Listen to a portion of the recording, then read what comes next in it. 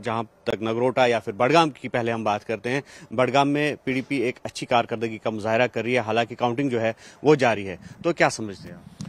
देखिए, ये इम्पोर्टेंट बात समझने की ये है, जो बडगाम कॉन्स्टिट्यूंसी बिलखुसूस रही है, ये एक बहुत ही अंडर डेवलप्ड कॉन्स्टिट्यूंसी रही है और देखा गया है कि अक्सर इसको एक स्टेपनी के तौर पर इस्तेमाल किया गया है। तो इलेक्शन और वोटिंग जो होती है वो पब्लिक की एक राय होती है। तो आज की वोटिंग से आपको पता चलेगा, हम सबको मालूम चलेगा कि लोग कितने कॉन्शियस है इस चीज़ के, वो डेवलपमेंट चाहते हैं, वो अपनी कॉन्स्टिट्यूंसी को स्टेपनी के तौर पर इस्तेमाल होना नहीं चाहते हैं। और दूसरी अहम बात, 1 साल एनसी हुकूमत को हुआ है और एनसी की जो अचीवमेंट्स है वो कुछ खास नहीं रही हैं, आप भी जानते हैं। तो इस पर भी एक रेस्पॉन्स, एक मैसेज बडगाम के लोगों की तरफ से, सारे जम्मू कश्मीर की तरफ से होगा कि आया वो इस चीज़ का इजहार करते हैं कि एनसी अपने मैनिफेस्टो और अपने मकसद में नाकाम रही है, तभी जाके उनको इस चीज़ का सामना करना पड़ रहा है। और ये इसलिए भी बहुत ज़रूरी है कि अकाउंटेबिलिटी बहुत ज़रूरी है। जब कोई सरकार परफॉर्म नहीं करती है तो लोग ये ताकत रखते हैं कि वो उस सरकार को बाहर का दरवाज़ा दिखाए। तो इस मंजर में ये इलेक्शन और ये लोगों की मैसेज बहुत इंपॉर्टेंट है। तो नगरोटा में जहां तक पीडीपी ने मैदान जो है खुला छोड़ दिया था, लेकिन नेशनल कॉन्फ्रेंस बड़ी मायूसकुन कारकर्दगी जो है वो वहां कर पाई है और एक मैसिव विन जो है बीजेपी ने हासिल की है। तो क्या समझते हैं आप, पीडीपी का फैसला सही था कि वहां से आपका उम्मीदवार खड़ा न होना और एनसी के लिए मैदान खुला? देखिए, अहम बात फिर मैं यही कहूँगा कि एनसी हुकूमत को 1 साल हुआ है हुकूमत में आए हुए। और नगरोटा का जहां तक सवाल है, वहां बीजेपी ने शायद सीट बीजेपी ने ही जीती है, इनफैक्ट नॉट शायद, बीजेपी ने सीट जीती है और ये बीजेपी की सीट थी, वो उन्होंने जीती थी। एक तो मैं ये मांग के चलता हूँ, एक सिंपैथी फैक्टर है, राणा साहब ने इलेक्शन जीता तो साथ ही उनका इंतकाल हो गया और उनका वहाँ काफ़ी असर रसूख की इसने कोई दोहराई नहीं है, उनने वहाँ काफ़ी काम किया हुआ है देवेंद्र सिंह राणा साहब ने, मरहूम ने। तो इसलिए मुझे लगता है कि वो सीट हमारी थी नहीं, तो उस पर हमारी ज़्यादा एक्सपेक्टेशंस नहीं थी, लेकिन हमने फाइट दी बीजेपी। सबसे बड़ी बात ये थी कि हमने बीजेपी को वहाँ fight they the. It was with BJP and NC fight थी वहाँ, और एक इंडिपेंडेंट थे वहाँ।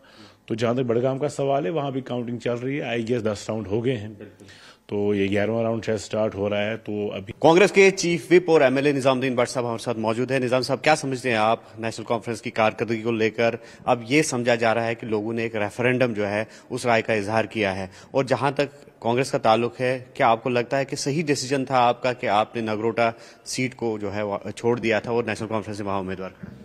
देखिए, चाहे राज्यसभा को चुनाव था या ये बाईपोल्स असेंबली के थे, जो लीडरशिप ने, लोकल लीडरशिप ने और हाईकमांड ने जो उस वक्त फैसले लिए वो दुरुस्त साबित हुए पार्टी के लिए, इस हवाले से कि शायद कहीं इस रिश्ते में ऐसी कोई समझ बूझ नहीं बन पा रही है जिसको कहा जा सके कि एक कोऑर्डिनेटेड एफर्ट है।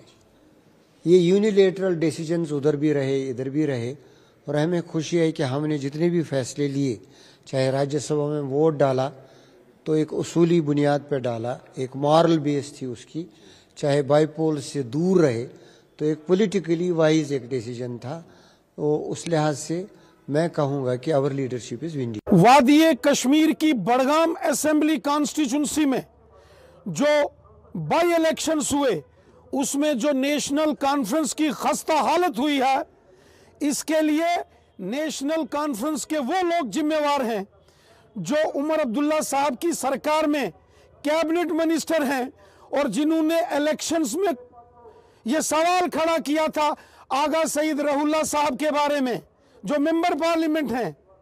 जब उनके बारे में, जब आगा सईद रहुल्ला साहब को लेकर नेशनल कॉन्फ्रेंस की सरकार, उमर अब्दुल्ला साहब की सरकार के कैबिनेट मिनिस्टर ने कहा था, कौन आगा, कैसा आगा, वो नहीं जानते किसी आगा को, तो आज बडगाम की जनता ने बता दिया है कि कौन आगा और कैसा आगा।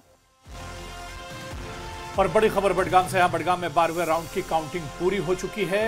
12वें राउंड में भी पीडीपी उम्मीदवार आगे चल रहे हैं। जी हां, आपको बता दें कि आगा सैयद मुंतजिर पीडीपी उम्मीदवार है, 5238 वोटों से बढ़त बनाए हुए बडगाम सीट पर। बडगाम में 12वें राउंड की काउंटिंग पूरी हो गई और यहां से 5 राउंड और बचे, क्योंकि टोटल दरअसल ये 14वें राउंड की काउंटिंग है। जी हाँ, लिखने में गलती हो गई थी, माफ कीजिएगा। आपको बता दें कि 14वें राउंड में पीडीपी उम्मीदवार आगे चल रहे हैं। यहां से 3 राउंड और बचेंगे, 17 राउंड की टोटल काउंटिंग होनी है, यानी ठीक 3 बजे से पहले बडगाम का नतीजा भी आ सकता है। और अब ये एक बड़ी बढ़त हो गई है, 5000 से ज्यादा की बढ़त, मतलब ये बढ़त अब ज्यादा हो गई है और अब पीडीपी का यहां से जीतना एक तरह से तय माना जा रहा है। तो आगा सैयद मुंतजिर जो पीडीपी के उम्मीदवार है 5238 वोटों से आगे चल रहे हैं। उनकी काउंटिंग पूरी हो चुकी है। बड़ी खबर इस वक्त आ रही है, सबकी निगाहें बडगाम बाई पोल पर टिकी हुई है। आज के जो नतीजे आ रहे हैं वहां पर टिकी हुई है, क्योंकि बडगाम में नेशनल कॉन्फ्रेंस और पीडीपी के दरमियान सख्त मुकाबला माना जा रहा था, लेकिन अब पीडीपी बढ़त बनाए हुए है। पीडीपी उम्मीदवार आगा सैयद मुंतजिर 14वें राउंड में बढ़त बनाए हुए हैं। 5238 वोट से आगा सैयद मुंतजिर बढ़त बनाए हुए हैं। सीधे रुख करेंगे, हमारे सहयोगी मुदस्सिर कादरी इस वक्त हमारे साथ जुड़ चुके हैं। मुदस्सिर, बडगाम की लड़ाई बड़ी दिलचस्प है और 14 राउंड मुकम्मल हो चुके हैं बडगाम की सीट पर, और यहां से पीडीपी बड़ी बढ़त की तरफ अब एक तरह से दिख रही है।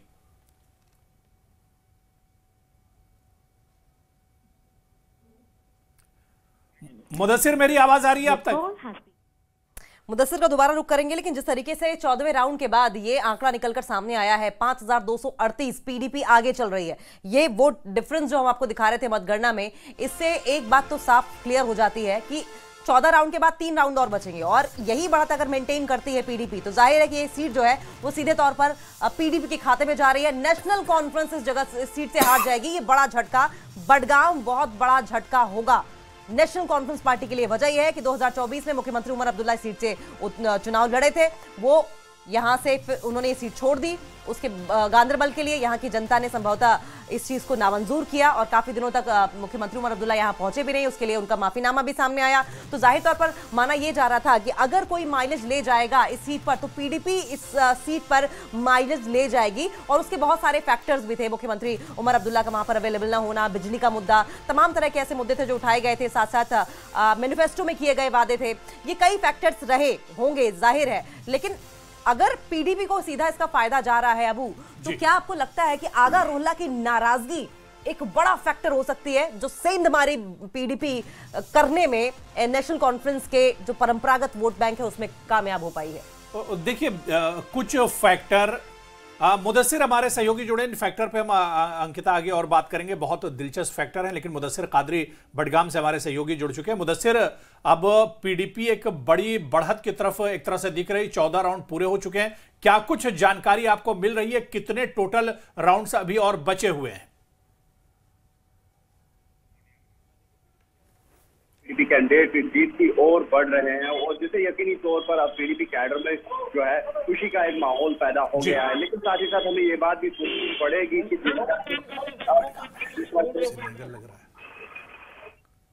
ठीक है, रुक करेंगे हम मुदस्सिर का। मुदस्सिर की आवाज हम तक नहीं पहुंच पा रही है। तस्वीरें आपकी टीवी स्क्रीन पर आप देख रहे हैं, ये पीडीपी महकमे की तस्वीरें हैं और देखें आप किस तरीके से पीडीपी के इस ग्रुप में कार्यकर्ताओं के ये जो वहां पर जश्न मना रहे हैं। और अंकिता, जिस तरह से आपने कहा था कि आगा रोहल्ला फैक्टर, देखिए आगा रोहल्ला ही फैक्टर एक वहां पर नहीं है। आगा रोहल्ला एक बहुत बड़ा फैक्टर थे, ये भी है, लेकिन आगा रोहल्ला के अलावा देखिए शिया डोमिनेंट ये सीट थी यहां पर, और कई अलग अलग गुट शियों के थे और ज्यादातर जो बड़े गुट थे, इमरान रजा अंसारी एक बहुत बड़ा गुट है। इस पर हम आगे बात करेंगे। मुदस्सिर एक बार फिर से हमारे साथ जुड़ चुके हैं। जी मुदस्सिर, क्या कुछ जानकारी है आपके पास?